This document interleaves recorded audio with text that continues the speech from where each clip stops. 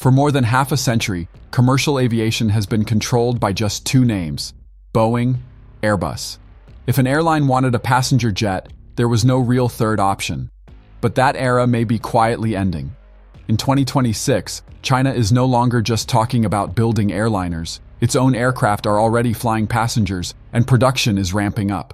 The C909 is in service. The C919 is entering mass deployment, and behind them stands a state-backed strategy with one clear goal: break the global duopoly. So the question isn't whether China can build airplanes anymore. The real question is, what happens if it succeeds? To understand why China's passenger jets matter, you first need to understand why COMAC exists at all. COMAC, the Commercial Aircraft Corporation of China, was not created as a typical profit-driven aerospace company. It was created as a strategic project. For decades, China's airlines relied almost entirely on aircraft from Boeing and Airbus. Every new route, every fleet expansion, every replacement aircraft meant billions flowing out of China to Western manufacturers. That dependency became increasingly uncomfortable, economically, politically, and strategically. Aviation is not just about transportation, it's about industrial power. Building a modern passenger jet requires mastery of materials science, avionics, engines, software, manufacturing precision, and long-term maintenance systems. If a country can do that, it can do almost anything industrially. That's why COMAC was launched. China looked at the global market and saw a locked system, a near-total duopoly. Boeing and Airbus controlled the narrow-body segment, the most important category in commercial aviation, and no serious third competitor had survived long-term. Russia tried, Japan tried, others failed quietly. China decided not to compete on Western terms. Instead of immediately chasing global airlines, COMAC focused inward. The plan was simple but patient.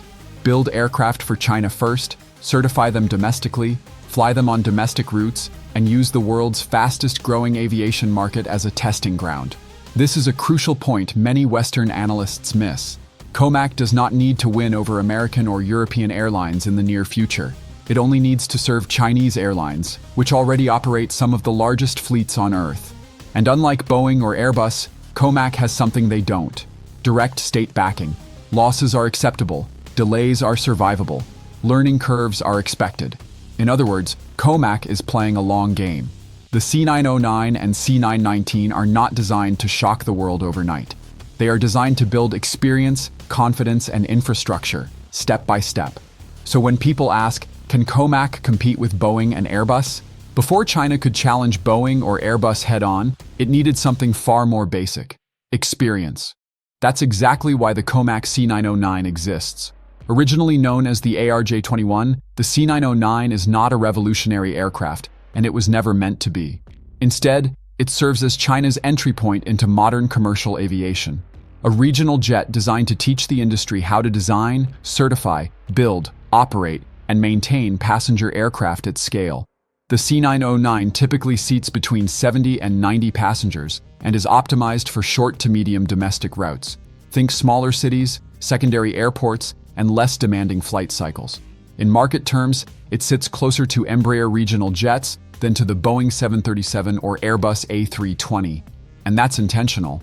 China understood that jumping straight into the most competitive segment would be risky. So instead, COMAC started where mistakes would be less costly and learning would be faster. If the C909 was a learning exercise, the COMAC C919 is China's statement of intent. This aircraft places COMAC directly into the most valuable and competitive segment of global aviation: the single-aisle, narrow-body market. This is the category that moves the majority of the world's passengers every single day.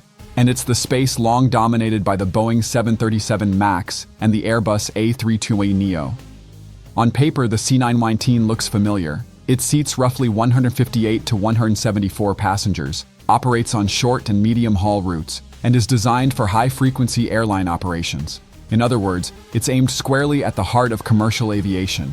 But the real story isn't what the C919 looks like, it's how it's being deployed. Unlike Boeing or Airbus, COMAC is not trying to sell this aircraft globally right away.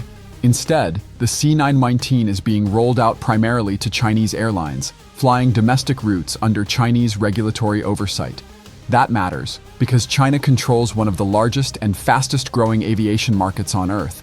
Even limited adoption inside China guarantees the C919 something most new aircraft programs struggle to achieve: volume. From a technical standpoint, the C919 is a mixed picture. Its design incorporates modern avionics, fly-by-wire controls, and fuel-efficient engines. At the same time, it still relies on foreign suppliers for key systems, particularly engines and some avionics components. That reliance highlights a key vulnerability. Export restrictions, political pressure, or supply disruptions could slow or complicate production. COMAC knows this, and China is actively working to localize more of these systems over time. But again, this isn't about perfection. The C919's true value lies in experience accumulation, high-cycle airline operations, maintenance and reliability data pilot training pipelines, regulatory refinement. These are things you only gain by flying real passengers on real schedules. Western critics often point out that the C919 lacks full international certification. That's true, and it's also irrelevant in the short term. COMAC doesn't need approval from US or European regulators to succeed at home. Every C919 delivered replaces one imported aircraft. Every flight hour reduces China's dependence on foreign manufacturers. So is the C919 better than a 737 MAX or an A320neo? Today, no. But that's not the threat. The threat is that the C919 proves China can design, build, and operate a modern airliner at scale. And once that threshold is crossed, the question is no longer if China improves, but how fast. And that's what has the aviation industry paying close attention. Before China could challenge Boeing or Airbus head-on, it needed something far more basic: experience. That's exactly why the COMAC C909 exists. Originally known as the ARJ21, the C909 is not a revolutionary aircraft, and it was never meant to be. Instead, it serves as China's entry point into modern commercial aviation. A regional jet designed to teach the industry how to design, certify, build, operate, and maintain passenger aircraft at scale. The C909 typically seats between 70 and 90 passengers and is optimized for short to medium domestic routes. Think smaller cities, secondary airports, and less demanding flight cycles.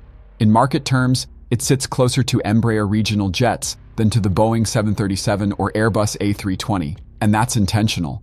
China understood that jumping straight into the most competitive segment would be risky. So instead, COMAC started where mistakes would be less costly and learning would be faster. From a technical perspective, the C909 uses a conservative design philosophy. Its aerodynamics are traditional, its systems are familiar, and many components were initially sourced from Western suppliers. This helped reduce development risk, but it also exposed a major limitation: dependence.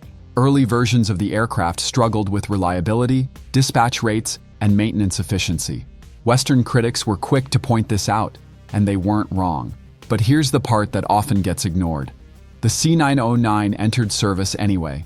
Chinese airlines began flying it on real routes, with real passengers, in real operating conditions. Every delay, every maintenance issue, every design flaw became data, and data is the most valuable currency in aviation.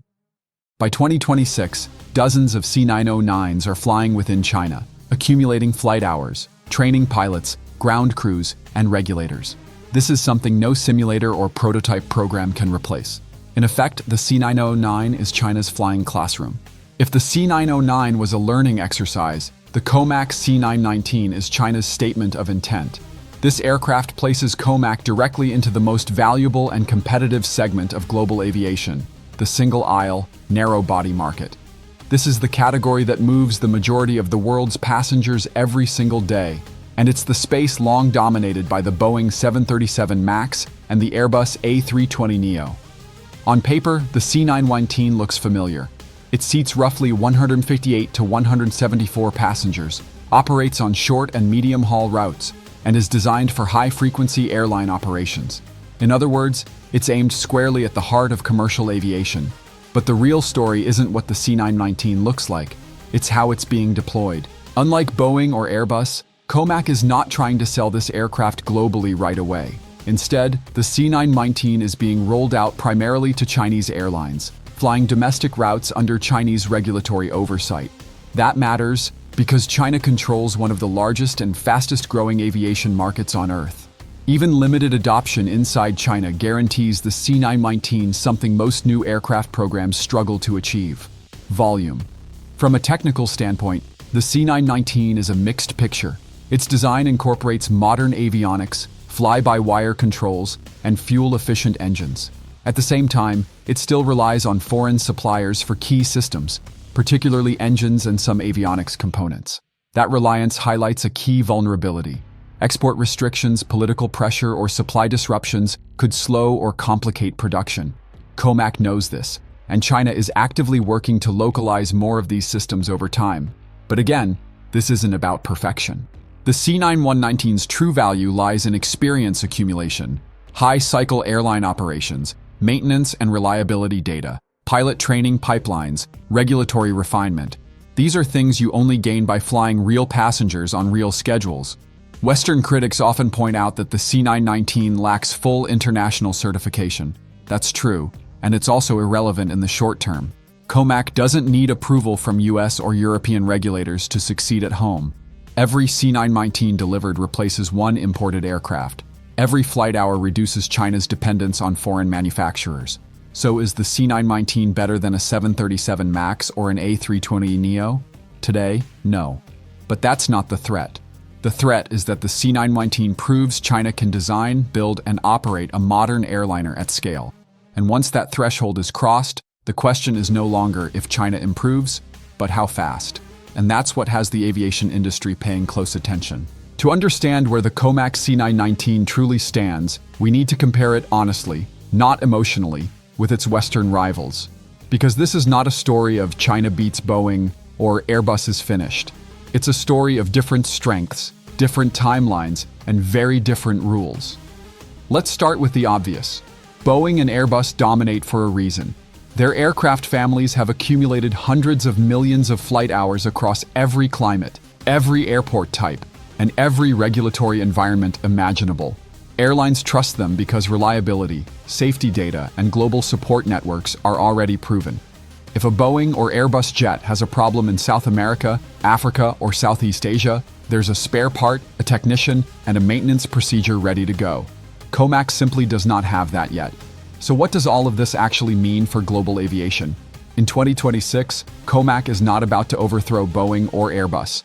Airlines outside China will still rely on proven Western aircraft for years to come.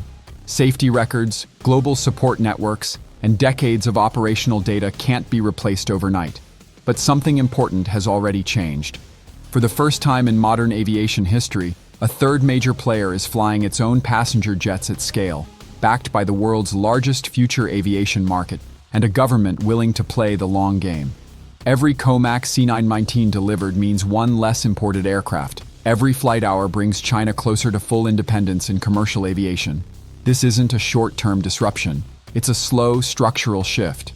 The real impact won't be felt in 2026. It will be felt in the 2030s, when experience compounds, supply chains mature, and domestic technology replaces foreign systems.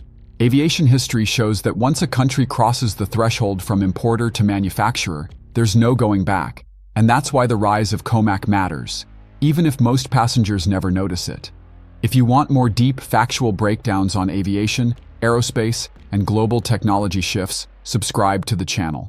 If this video helped you understand what's really happening behind the headlines, hit the like button. It helps the channel grow and tells YouTube to show this to more aviation fans. Thanks for watching, and I'll see you in the next one. To understand where the COMAC C919 truly stands, we need to compare it honestly, not emotionally, with its Western rivals. Because this is not a story of China beats Boeing or Airbus is finished. It's a story of different strengths, different timelines, and very different rules. Let's start with the obvious. Boeing and Airbus dominate for a reason. Their aircraft families have accumulated hundreds of millions of flight hours across every climate, every airport type, and every regulatory environment imaginable. Airlines trust them because reliability, safety data, and global support networks are already proven. If a Boeing or Airbus jet has a problem in South America, Africa, or Southeast Asia, there's a spare part, a technician, and a maintenance procedure ready to go. COMAC simply does not have that yet. The C919 has far fewer flight hours, a limited maintenance ecosystem, and almost no presence outside China.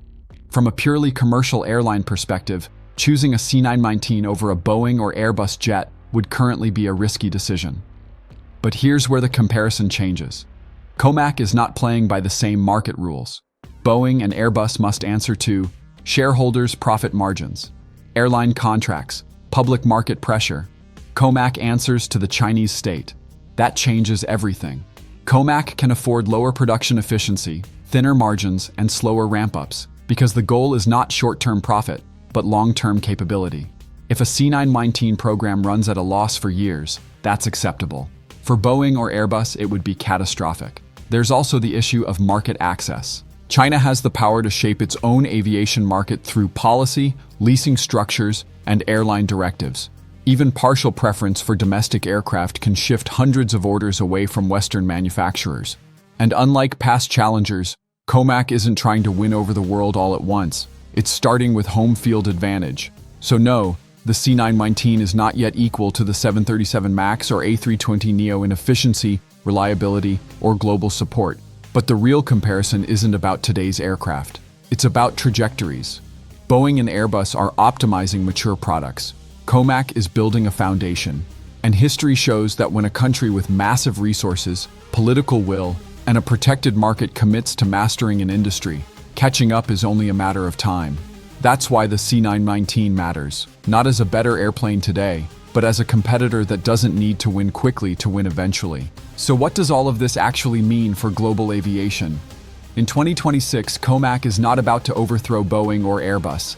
Airlines outside China will still rely on proven Western aircraft for years to come.